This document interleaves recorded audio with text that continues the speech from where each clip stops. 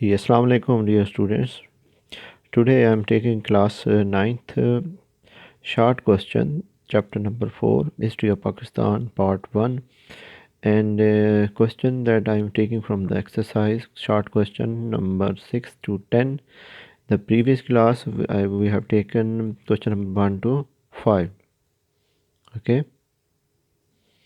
तो स्टूडेंट पिछले कुछ दिनों से मैं वीडियो मुझसे नहीं बन पा रही थी क्योंकि आई वॉज बिज़ी, कुछ काम में बिज़ी था, जिस वजह से मैं वीडियो सही प्रॉपर्ली नहीं बना सका हूँ।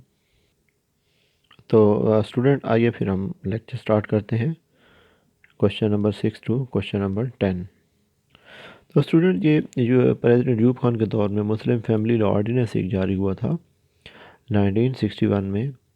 तो इस आर्डिनेंस के डिफरेंट फीचर्स हैं। इसको बाद में, इसके जारी होने के बाद जो है रिलीजियस स्कॉलर्स में इस पर काफ़ी अपोज़ किया था और कहा कि इसकी जो कुछ शिक हैं वो इस्लाम के मुतसादिम हैं, लेकिन फिर भी बहुत सारे लोगों ने इसे एक्सेप्ट किया था। फर्स्ट इसमें यह है कि जो आल मुस्लिम मैरिजेस हैं that are to be compulsory registered in the union council में प्रॉपरली रजिस्टर होंगी। देन इसमें बाद में कहते हैं कि the minimum age limit for the marriage was fix up for 18 years for boy and 16 year for girl.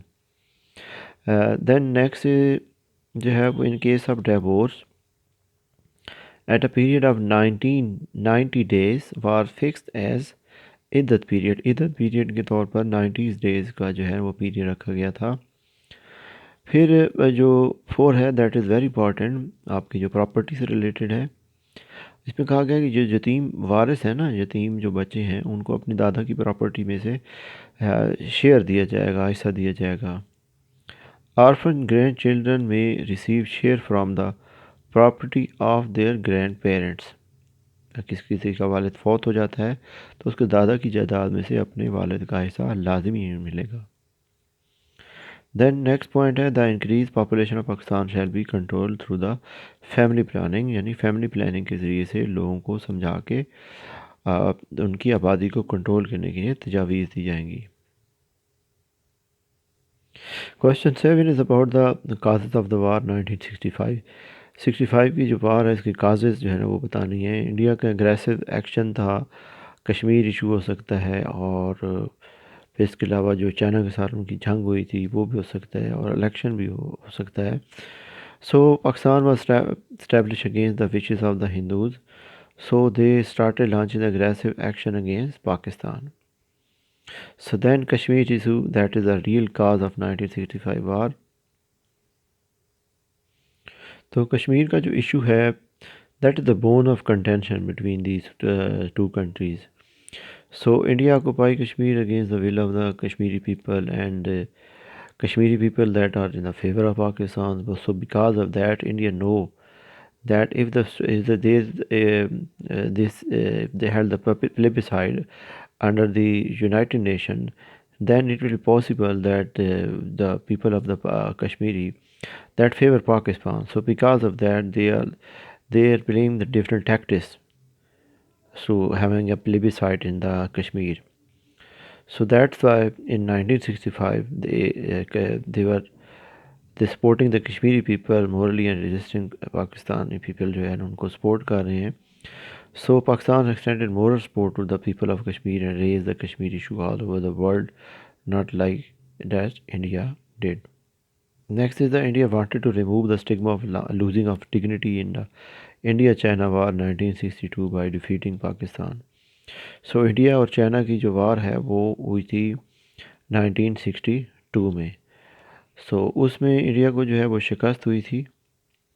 उसमें जो टेरिटरी था run of Kutch, but have to face a total defeat. Thus restore its lost dignity, India started war against Pakistan. So this is another cause of the war of 1965. The next is the Congress wanted to win the election by conquering Pakistan. Pakistan को conquer करके वो चाहता था कि हम election जीत जाएं, और ये पॉसिबल हो सकता है कि कांग्रेस जो है ना इस इलेक्शन को जो है ना पाकिस्तान को कनकर करके पाकिस्तान की फतह हासिल करते कि वोटर से हम वोट ईज़िली हासिल कर सकेंगे. So student, next question is about what are the points for the future policies described in the legal framework order. تو اس کوشچن میں ہمیں لیگل فریم ورک آرڈر کو سمجھنے کی ضرورت ہے. تو انہوں نے جو ہے نا جنرل جو جایا خان تھے نا، وہ جب بنے تھے تو اس وقت جو ہے گورنمنٹ جو ڈفرینٹ انڈسٹری وغیرہ میں پروگریس کر رہی تھی.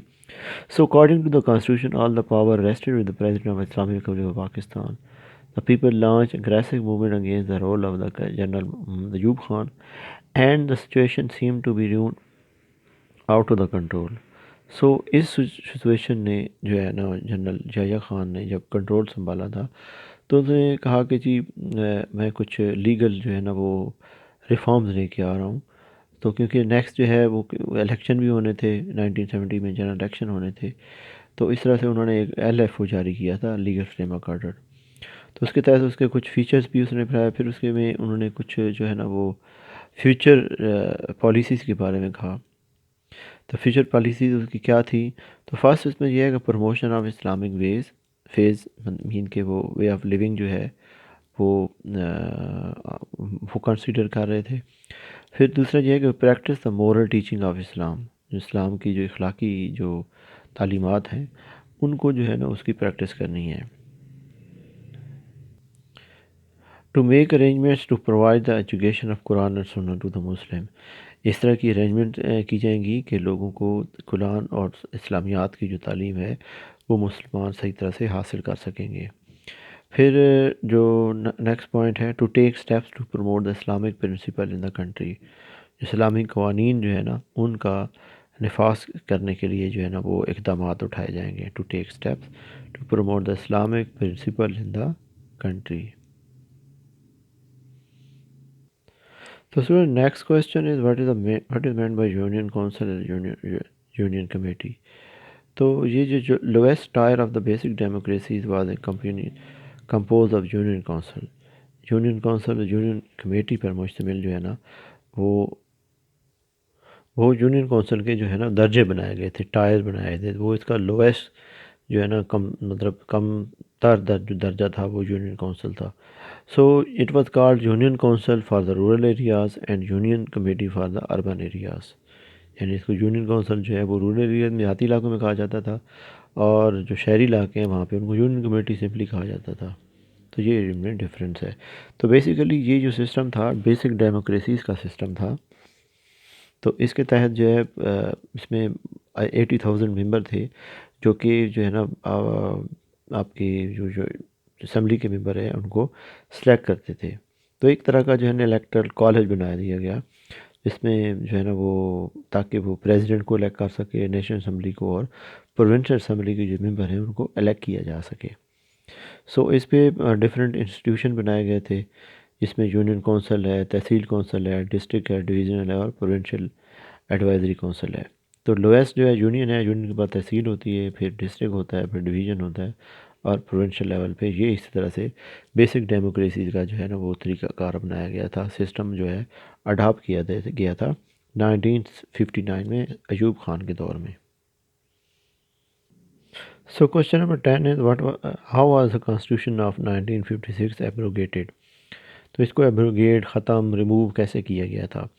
In 1958 general Ayub Khan dismissed the government and set up military regime. انہوں نے ملٹری رجم قائم کر دیا تھا کیونکہ وہ سمجھ رہے تھے کہ ملک کے حالات بہت خراب ہوتے جا رہے ہیں. سو انہوں نے اپنی جو ہے نا وہ آرمی کی حکومت لے کے آئے تھے.